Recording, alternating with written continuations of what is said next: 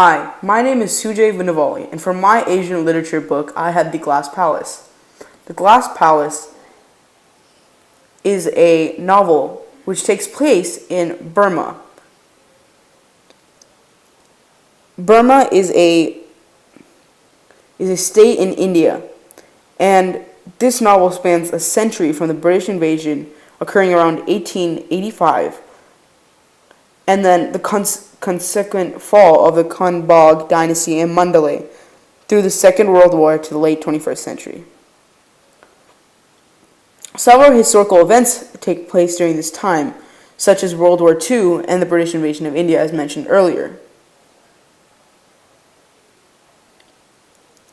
The Glass Palace was a great and very enjoyable book, as its plot was very gripping, and the author's use of rhetorical devices was very key in order to grip the reader.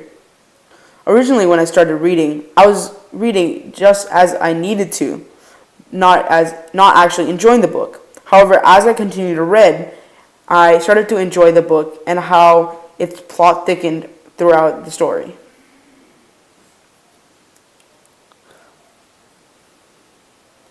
The story goes, Rajkumar, an orphan, managed to work hard and get rich while chasing Dolly, a servant in the royal palace. However, the queen and king are tossed out of Burma after the British take over, and this causes Dolly to leave. Rajkumar continues to work and puts Dolly out of his mind for the time being, and 20 years after their first encounter, goes looking for her after his success in the teak industry. They get married and live with Sayajan, Rajkumar's mentor, and his son. During the book, there are many conflicts, such as the one between the monarchs and the British. And then there is the brief conflict between the Rajkumar and Dolly, when after 20 years they meet, as Dolly does not originally remember who Rajkumar is. There are many more conflicts, but these are just a couple of them in the story. The novel is set in Burma, where Rajkumar lands in the market. He's looking for a job and ends up in Macho's stall. Macho is a restaurant owner who helps orphans looking for a job.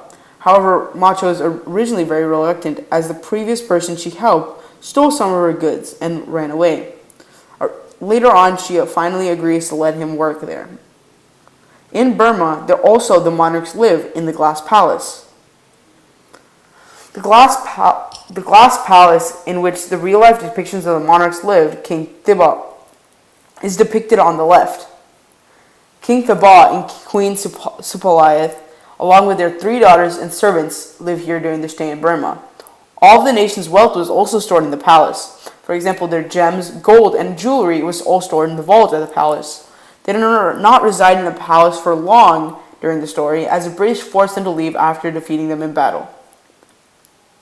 The British are key to this book. They forced the monarchs of Burma to move as they defeated them in battle. This happened around 1885, and this was the beginning of the British conquest to conquer India. India regained their independence later in 1947 thanks to the people like Mahatma Gandhi and Jawaharlal Nehru. This photo is key to the plot of the story, as after Macho's disappearance, Rajkumar, the main character, gets a job with Sayajan. He works with Saya in the teak camps in order to make money, and eventually is able to set up one for himself. He then uses his newfound money made from the teak camps he invested in order to find Dolly, his love interest, and marry her. On the left, an elephant carrying teak is depicted. Teak is hard, durable timber used in shipbuilding and for making furniture. The elephant in the picture, is taking it to the camps where it is later processed by people working there.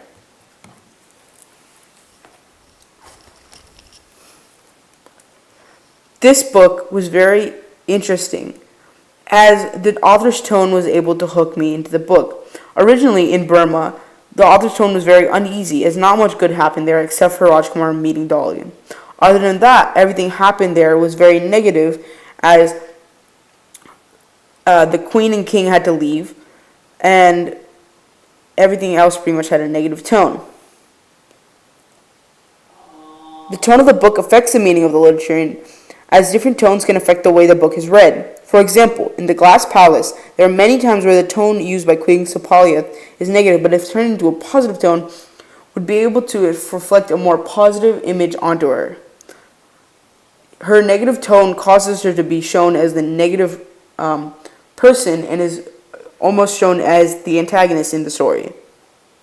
Rajkumar, however, has a very positive tone and always upbeat, and this causes him to look as the protagonist in the story. As I was reading the book, I noticed I most closely identified with Rajkumar, as he had to always work hard to prove himself to his comrades and is very intelligent. The only difference I found, though, is that he uses 120% to everything he does, whereas sometimes I lack in that. The characters are constantly changing, however, as later in the book, Rajkumar seems to slow down when he finally gets to Dolly. Another example is the king, who's a symbol of power, was driven out of his home and had to flee to India and had to start a new life. And this made him to become very lazy, and he did not exactly do much when he left Burma.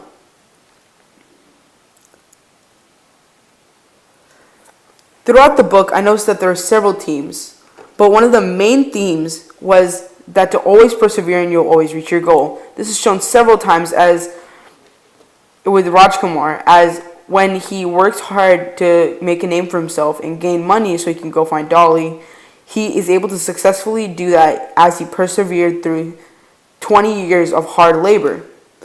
Also, this is shown again when he finally marries Dolly, as he persevered to try and finally marry her, and he was able to do that eventually. In order to convey the meaning and tone of the story, the author manipulates his words by using metaphors and similes, changing the diction in order to match the timeline, and uses other rhetorical devices to point out the theme and tone to you. For example, several times similes and metaphors comparing the river, comparing inanimate objects to people and emotions were used throughout the book to help you understand what was going on. Another rhetorical device that the author uses a lot is symbolism. One example of this is when he symbolizes the river to life.